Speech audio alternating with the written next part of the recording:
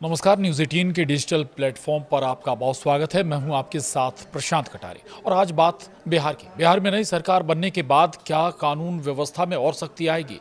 क्या यूपी की तर्ज पर या योगी मॉडल के आधार पर अपराधियों के खिलाफ एक्शन होगा? ये बात इसलिए भी कही जा रही है क्योंकि अब गृह मंत्रालय बीजेपी के पास है। दरअसल बिहार में नई सरकार बनने के साथ ही पुलिस प्रशासन की सख्ती जमीन पर दिखने लगी है। गृह विभाग उप मुख्यमंत्री सम्राट चौधरी को सौंपे जाने के ठीक 24 घंटे के भीतर बेगूसराय पुलिस और एसटीएफ ने बड़ी कार्रवाई करते हुए कुख्यात अपराधी शिवदत्त राय का एनकाउंटर किया। कई लोग मानते हैं कि बेगूसराय में हुई ये मुठभेड़ सिर्फ एक ऑपरेशन नहीं बल्कि उन बड़े बदलावों की ओर इशारा है जो सम्राट चौधरी के गृह मंत्री बनने के बाद बिहार में दिखने लगा है। तो बिहार में नई सरकार के गठन के साथ ही पुलिस प्रशासन ने अपना रुख सख्त कर लिया है। खासकर गृह विभाग उप मुख्यमंत्री सम्राट चौधरी को सौंपे जाने के बाद ये तस्वीर बनती हुई नजर आ रही है। पुलिस का पहला बड़ा एक्शन बेगूसराय में दिखा है, जहां एसटीएफ और जिला पुलिस के संयुक्त ऑपरेशन में कुख्यात अपराधी शिवदत्त राय मुठभेड़ में घायल हो गया। शुक्रवार रात साहेबपुर कमाल थाना क्षेत्र के मल्हीपुर शालिग्राम दियारा में हुई इस कार्रवाई को नई सरकार की कानून व्यवस्था पर पहली बड़ी कसौटी माना जा रहा है। दरअसल संगठित अपराध की नई परिभाषा और पुलिस को दिए गए सख्त निर्देशों के बाद ये पहला बड़ा एक्शन है जिसे लोग योगी मॉडल से जोड़कर भी देख रहे हैं। अब आपको बताते हैं आखिर कैसे हुआ कुख्यात बदमाश का एनकाउंटर।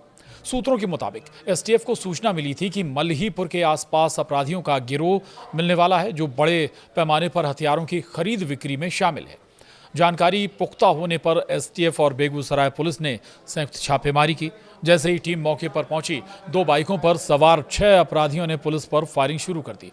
पुलिस ने भी जवाबी कार्रवाई की। मुठभेड़ में तेघड़ा थाना क्षेत्र के बनहारा निवासी शिवदत्त राय 27 साल को गोली लगने से घायल वो हो गया और गिर पड़ा, जबकि उसके अन्य साथी अंधेरे का फायदा उठाकर फरार हो गए। घायल कुख्यात को तुरंत पुलिस कस्टडी में अस्पताल में भर्ती कराया गया है। आपको ये भी बताते हैं आखिर शिवदत्त राय है कौन। पूरी क्राइम कुंडली शिवदत्त राय की बताते हैं आपको। राजकिशोर राय का बेटा पिछले 2 वर्षों से फरार चल रहा था। वो बेगूसराय और आसपास के इलाकों में कई गंभीर मामलों में वांछित है।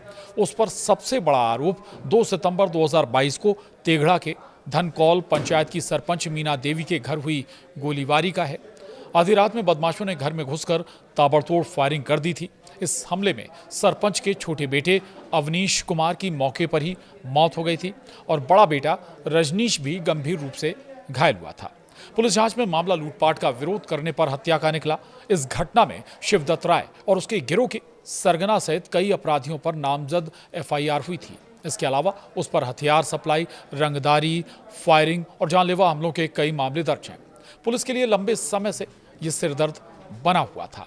तो अब इस बड़ी कार्रवाई के बाद या अपराधी के खिलाफ बड़े एक्शन के बाद अब ये सवाल भी उठ रहा है कि क्या योगी मॉडल की तर्ज पर बिहार में पुलिस की कार्यशैली में स्थायी तौर पर बदलाव आएगा या महज 1-2 कार्रवाई के बाद फिर आया गया मामला बन जाएगा।